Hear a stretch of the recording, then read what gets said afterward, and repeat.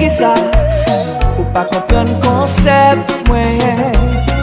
Nou an 2017, nou pa ka an kachet. Bagay yo se pa jwet, yo gen yo jan yo fet. Pou ki sa ou pa kompren feeling mwen. Pou ki sa ou pa kompren ide mwen.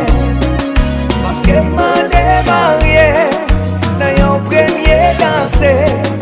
Ou ti mwen kwa prese, ou ti mwen exagere.